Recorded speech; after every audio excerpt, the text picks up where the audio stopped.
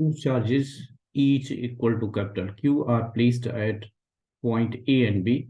A third charge, small q, is placed at midpoint of the line joining the two charges. If charge small q is displaced through a distance x along the line AB, then find the time period of oscillation.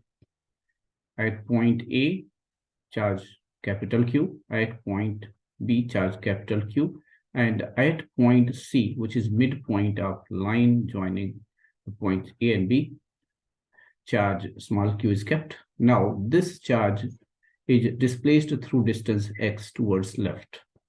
Then we have to find out the time period of oscillation. So before that, we have to find out the net force, then acceleration, then we will apply the formula for time period, which is t equal to 2 pi root L upon G.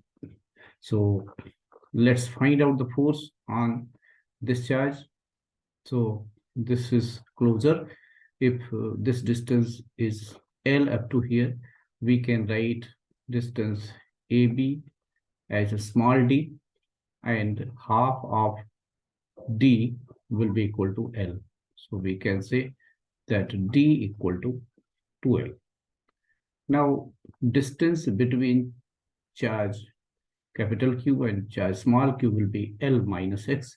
So force F1 will be equal to QQ divided by 4 pi epsilon naught L minus x whole square, which will be directed towards right, and force between charge at B and this small q will be equal to, say, it is F2.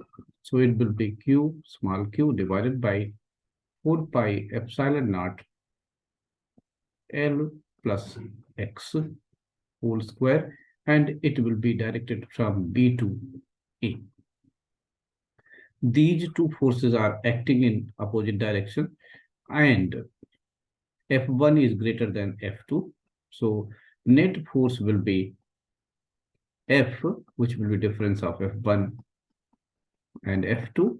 So we can say it will be equal to Q small q divided by 4 pi epsilon naught within bracket 1 upon L minus x square minus 1 upon L plus x square. So this will become capital Q small q divided by 4 pi epsilon naught times L square plus x square plus 2Lx minus, this will become L square minus x square plus 2Lx divided by L square minus x square whole square. So here L square x square will cancel out, and 4Lx will be left in numerator. So we will get F equals capital Q small q divided by 4 pi epsilon naught. Then 4Lx divided by,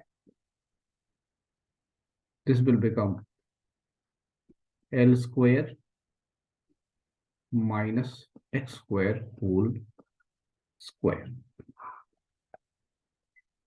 Now, if we want to replace this distance L in terms of d, so we can place L as d by 2. So it will become QQ times 4Lx divided by 4 pi epsilon naught times, here in place of L we can write d upon 2. So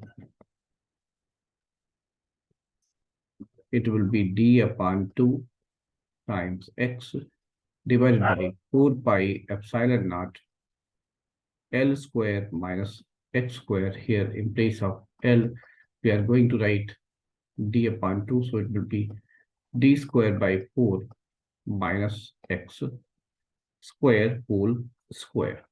Now we further write it as F equal to From here, this 2 will cancel out.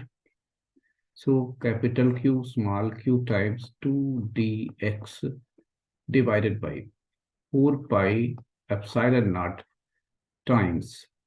Here, if we make assumption that d is greater than x, in that case, we have to neglect this term x square. So we will write d square by 4 whole square. So this will give capital Q small q times 2 into d into x divided by, from here, it will become 4 pi epsilon naught times d power 4 divided by 16. So let's write 16 here. Now, further, so this is 4 and this is 16 to the 32. So 8 will be left in numerator. 8 times capital Q small q times x, and 1d will cancel out from here. So d cube will be left in denominator, and then pi epsilon naught times d cube. So this is expression for net force. And now we have to find the expression for acceleration. So acceleration A will be equal to F upon M.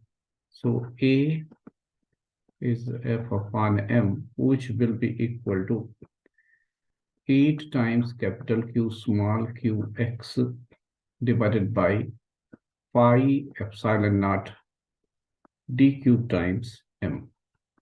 But we know that time period equal to 2 pi root L upon G. This is time period for simple pendulum. Here, this G will be replaced by A and this L will be replaced by X. So our formula will be T equal to 2 pi root X upon A. So if we try to get X upon A from here, so we will get this thing. X upon A will be equal to, here this A will go in denominator and X is already there, and this will go in numerator. So pi times epsilon naught d cube M divided by 8 times capital Q small q. So we can put this value here. So we will get time period equal to 2 pi times root of pi epsilon naught d cube M divided by 8 times q small q. We can take this 2 pi inside the square root, so it will get squared, and our relation will be